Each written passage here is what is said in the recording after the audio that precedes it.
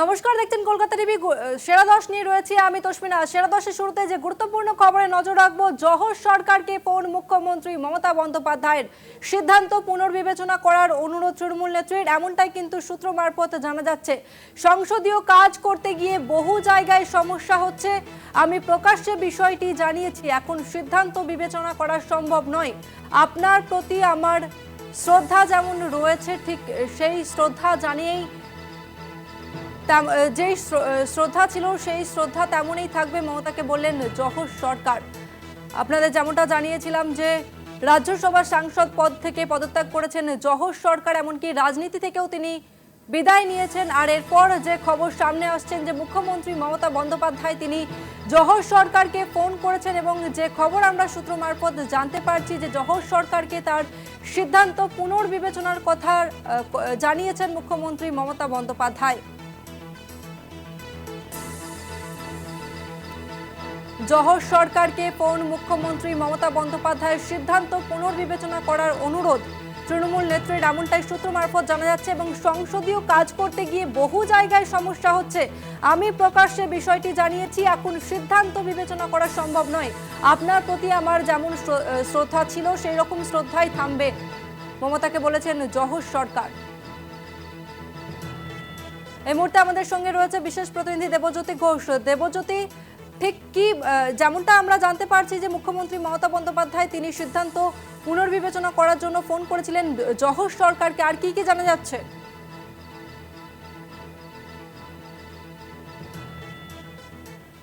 দেবজ্যোতি, আমার কথা শোনা যাচ্ছে?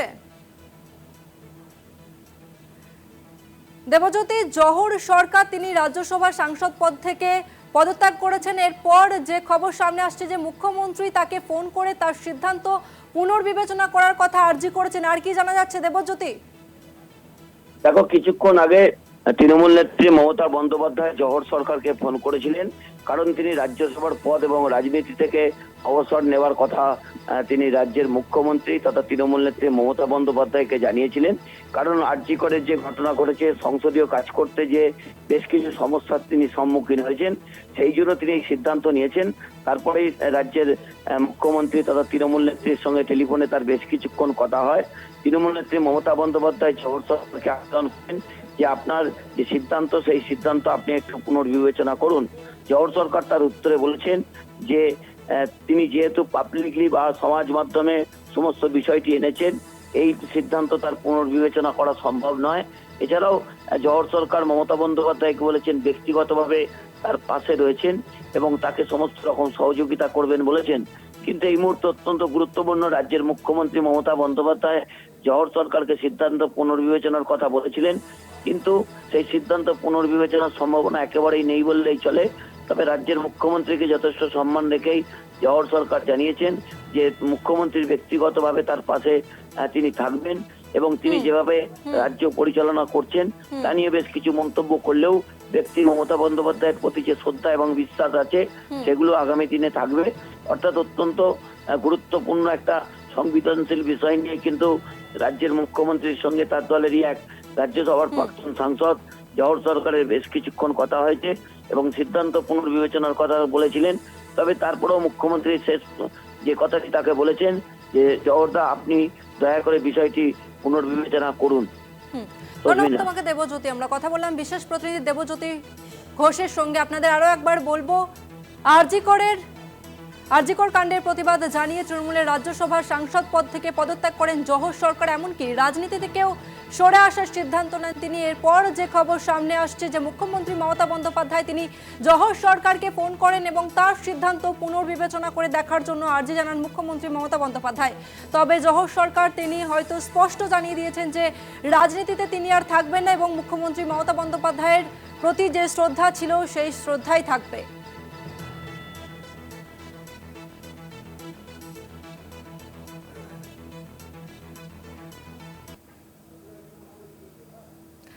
আরজিকর কাণ্ড দুর্নীতির প্রশ্নে দলের অবস্থানকে সমর্থন নয়, সাংসদ পদ ও রাজনীতি ছাড়ার ঘোষণা করলেন তৃণমূলের রাজ্যসভা সাংসদ জহর সরকার। মমতাকে চিঠি লিখে সিদ্ধান্তের কথা জানিয়েছেন তিনি। আরজিকর কাণ্ডের প্রতিবাদে সাংসদ পদ ছাড়ছেন জহর সরকার। মমতা বন্দ্যোপাধ্যায়কে চিঠি লিখে নিজের সিদ্ধান্ত জানিয়েছেন তিনি। এর আগে দলের অবস্থান নিয়ে গলা তোলেন সুখেন্দু শেখর রায়, কিন্তু সাংসদ পদ ছাড়ার সিদ্ধান্ত এই প্রথম। একই সঙ্গে রাজনীতি থেকে সরে দাঁড়ানোর সিদ্ধান্তও নিয়েছেন জহর সরকার। সাংসদ হিসেবে পশ্চিমবঙ্গের সমস্যা তুলে ধরার সুযোগ দেওয়ার জন্য আপনাকে ধন্যবাদ। আপনাকে জানাতে চাই, আমি সংসদীয় রাজনীতি থেকে পদত্যাগের সিদ্ধান্ত নিয়েছি। 2022-এ প্রাক্তন শিক্ষামন্ত্রীর দুর্নীতির প্রমাণ দেখে আমি স্তম্ভিত হয়ে যাই। দল ও সরকারের দুর্নীতির মোকাবিলা করা উচিত, সেই সময় আমি এই বিবৃতি দিয়েছিলাম। তখন দলের কিছু শীর্ষ নেতা আমাকে হেনস্থা করেন, তাও আমি সেই সময় পদত্যাগ করিনি। আরজি করে ভয়াবহ ঘটনার পরে আপনার সরাসরি হস্তক্ষেপ আশা করেছিলাম।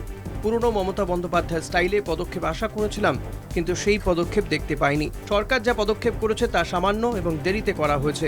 আরজিকর নিয়ে মূল স্রোতের আন্দোলন অরাজনৈতিক। আন্দোলনকে রাজনৈতিক বলে দাগিয়ে দেওয়ার অবস্থান ঠিক নয়। নির্যাতিতার জন্য যতটা এই আন্দোলন, ততটাই সরকার ও দলের বিরুদ্ধেও। জহর সরকার সিনিয়র, তিনি যা ঠিক মনে করেছেন তাই করেছেন। মন্তব্য তৃণমূল সাংসদ সায়নী ঘোষের। জহরদা উনি অত্যন্ত সিনিয়র একজন মেম্বার, এবং জহরদা যেটা সমীচীন মনে করেছেন, এটা জহরদার উনি ওইভাবে বেরিয়ে এসেছেন। আমি এখনো পুরোটা দেখিনি, আমি শুনেছি সবে খবরটা। I am sure he has got his reasons. অপরদিকে জহর সরকারের এই সিদ্ধান্তকে স্বাগত জানিয়েছেন বিরোধীরা। তাদের দাবি, শুভবুদ্ধি সম্পন্ন মানুষ হিসেবে সিদ্ধান্ত নিয়েছেন জহর সরকার। যে কোনো সংবেদনশীল মানুষ যা চলছে তা সহ্য করতে পারছেন না, লজ্জায় মরে যাচ্ছেন, কুকড়ে যাচ্ছেন, অসম্মানিত বোধ করছেন। সরকার উদ্যোগ নিয়ে অপরাধের পাশে থাকছে, অপরাধীদের পাশে থাকছে। মানুষ বিচার চায় না, বিচার পায় না, চাইলে যাতে মানুষ বিচার না পায় তার জন্য ধমক দেওয়া হয়। যে কোনো সংবেদনশীল মানুষ এর বিরুদ্ধে রুখে দাঁড়াতে বাধ্য। সরকারের এই সিদ্ধান্ত তিনি বহাল রাখেন। স্বাভাবিকভাবেই এটা একটা ঐতিহাসিক দৃষ্টান্ত হবে, এবং আমি মনে করি মানুষের যে ধর্ম, সেই ধর্ম পুরোপুরি মনুষ্যত্বের সাথে তিনি পালন করবেন। আর যদি এটা হুমকি হয়, তাহলে এর চেয়ে দুঃখজনক, দুর্ভাগ্যজনক আর কিছু হতে পারে না। সংস্কৃতিবান ভালো মানুষ তৃণমূলে যারা আছেন, সবাই তো ওই কাটমানি, সিন্ডিকেট, চুরি, লুটপাট, খুন, অব্যবস্থা, ফ্যাসিজম এর মধ্যে তো নিজেকে সম্পৃক্ত করতে পারে না। অস্বস্তি হচ্ছিল আস্তে আস্তে, তিনি আগেও একবার বলেছিলেন, আজকে উনি বেরিয়ে গেলেন, ভালো লাগছে দেখে। আসলে তৃণমূল কংগ্রেসে এখনো অনেকে আছেন, সবে তো শুরু, এখনো বহু মানুষ আছে তৃণমূল পরিত্যাগ করবে, এটা তো সবে সন্ধ্যেবেলা। এর আগেও দলে দুর্নীতি নিয়ে সরব হন জহর সরকার। গরু পাচার মামলায় অনুব্রত মণ্ডল গ্রেপ্তারের পরই সুর চড়ান। এবার ফের দলের সমালোচনা করে একেবারে সাংসদ পদ ও রাজনীতি ছাড়ারই সিদ্ধান্ত নিলেন তৃণমূলের রাজ্যসভার সাংসদ। কলকাতা টিভি। এখন সময় একটা বিরতি, ফিরছে বিরতির পর, সঙ্গে থাকুন। আরজিকর কাণ্ডের প্রতিবাদ জানিয়ে দিকে দিকে বিক্ষোভ মিছিল চলছে। শুধু শহর কলকাতাতেই থেমে নেই, শহর কলকাতা ছাড়াও বিভিন্ন জেলাতে এই আরজিকর কাণ্ডের প্রতিবাদের ছবি ধরা পড়ছে। এবং আজ আবারও একবার নাগরিক সমাজের পক্ষ থেকে রাত দখল কর্মসূচির ডাক দেওয়া হয়েছে, এবং সেই মতো বিভিন্ন জেলাতে শুরু হয়েছে এই রাত দখল কর্মসূচির ডাক। রাত দখল জুনিয়র চিকিৎসকরা যেমন রাত দখল কর্মসূচির ডাকে অংশগ্রহণ করেছেন, সেরকম সাধারণ মানুষ তারাও কিন্তু রাত দখল কর্মসূচিতে অংশগ্রহণ করেছেন। সরাসরি আসানসোল থেকে রয়েছে আমাদের প্রতিনিধি পবিত্র বন্দ্যোপাধ্যায়। পবিত্র, তুমি এই মুহূর্তে আসানসোলে রয়েছো, কি ছবি ধরা পড়ছে? দেখো তসমিনা, তোমাকে বলে রাখি যে আরজিকরের কাণ্ডে এই যে তিলোত্তমার যে ঘটনা, সেটা নতুন করে কিছু বলার নয়, কিন্তু সাধারণ মানুষ, নাগরিক সমাজ প্রত্যেকেই জেগে উঠেছে। এবং তোমাকে বলে রাখি যে দিনের পর দিন, যত দিন যাচ্ছে, মানুষের দৃঢ়তা এই আন্দোলনের প্রতি বেড়েই চলেছে। তুমি জানো যে আজকে আসানসোলে সঙ্গে সঙ্গে রাজ্যের সব জায়গাতেই এই রাত দখল, মহিলা পুরুষ নাগরিক সমাজের যে রাত দখল, তা ইতিমধ্যেই আসানসোল যে রবীন্দ্র ভবন, সেই রবীন্দ্র ভবন থেকে শুরু হয়ে গেছে। আসানসোলের এই নাগরিক সমাজের ডাক যে আসানসোল দিচ্ছে ডাক, তিলোত্তমা বিচার পাক। এবং তোমাকে আমি বলে রাখি যে দেখো, আমি কয়েকজনের সঙ্গে কথা বলবো, জানতে চেষ্টা করব যে কি পরিস্থিতির মধ্যে তারা এইভাবে যে ফিরে আসছে, যে আন্দোলন করছে, তা জানার চেষ্টা করব। এই যে আপনি এসছেন এই জায়গায়, আজকে বোধহয় বলা উচিত উই ডিমান্ড জাস্টিস। এমন পর্যায়ে আমরা পৌঁছে গেছি যে আমাদের পিঠটা দেয়ালে ঠেকে গেছে। আমরা নানা রকম আর্থিক কেলেঙ্কারির বাইরে সেদিনের আসল ঘটনাটা জানতে চাইছি আমরা। ধর্ষক কারা জানতে চাইছি, যারা ভালো মানুষ সেজে এখনো সমাজের বুকে ঘুরে বেড়াচ্ছে এবং প্রতিনিয়ত নানাভাবে মেয়েদের তারা অত্যাচার করছে। কাজে উই ডিমান্ড জাস্টিস।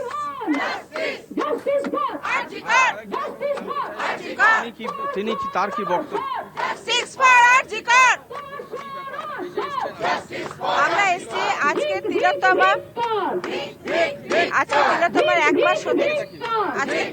1 মাস হতে চললো, এখনো সেরকম কোনো বিচার সুপ্রিম কোর্ট থেকে আমরা পাচ্ছি না। আমরা যাতে তাড়াতাড়ি বিচার পাওয়া যায় তার জন্য এসছি, কারণ আমাদের এখানে মেয়েদের কোনো নিরাপত্তা নেই, আমাদের পশ্চিমবঙ্গের অবস্থা খারাপ। আমরা চাই যে পদত্যাগ করুন, স্বাস্থ্যকেন্দ্র থেকে পদত্যাগ করুন।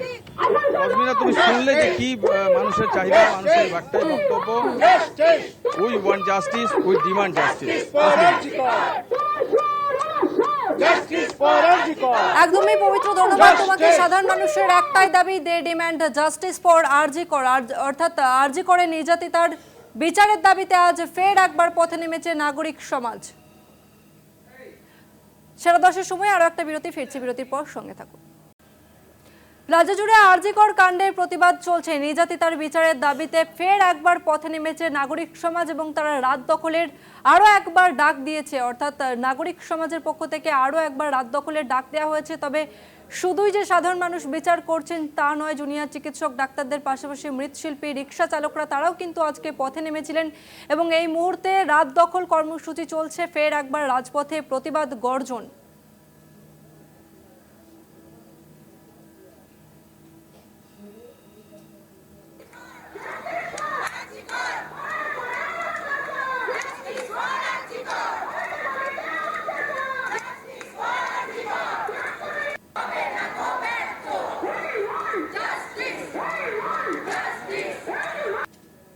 এই মুহূর্তে টলিপাড়া ছবিটা আপনাদের সামনে তুলে ধরবো। টলিপাড়ার শিল্পীরা তারা রাত দখল কর্মসূচিতে অংশগ্রহণ করেছেন, তারা প্রতিবাদ বিক্ষোভ দেখাচ্ছেন। এই মুহূর্তে আমাদের সঙ্গে রয়েছে সরাসরি প্রতিনিধি রিয়া মাঝি।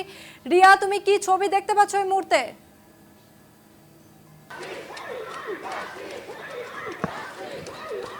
একদমই তসমিনা, তোমাকে জানিয়ে রাখবো যে আগামীকাল আমরা জানি যে সুপ্রিম কোর্টে হিয়ারিং রয়েছে এবং তার আগেই রাত দখল কর্মসূচি আজকে দেশ জুড়ে চলছে এবং এই মুহূর্তে আমি হাজরা মোড়ে রয়েছি, যেখানে দেখা যাচ্ছে যে টলিগঞ্জ থেকে টলিপাড়ার যারা শিল্পীরা রয়েছেন তারা একটি এই রাত দখল কর্মসূচির যে অবস্থান তারা সেখান থেকে র্যালি করে এসেছে এবং র্যালি করে আসার সময় তারা যেমনটা দেখা যাচ্ছে যে হাজরায় তারা উপস্থিত হয়েছে এবং যে চিত্র আমার ক্যামেরা পার্সন তোমাকে তুলে ধরছে, যেখানে তারা আরজি করের নিয়ে তারা মূলত সরব হয়েছে। এর আগেও আমরা দেখেছি টলিপাড়াকে বারংবার তারা সরব হয়েছে এই আরজি কর নিয়ে এবং আজকে তারা হাজরা মোড়কে বেছে নিয়েছে এবং হাজরায় এসে তারা মূলত এই যে হাজরা মোড় রয়েছে সেখানে তারা একটি মঞ্চ করেছে এবং সেখানে প্রদীপ জ্বালিয়ে তারা এই জাস্টিস চাইছে। এই চিত্র তুমি দেখতে পাচ্ছ, এখানে যেমন সাধারণ মানুষ তারা রয়েছেন, একই সঙ্গে শিল্পীরা রয়েছেন এবং তারা প্রত্যেকেই গলা মেলাচ্ছে যে we want justice, we want জাস্টিসে।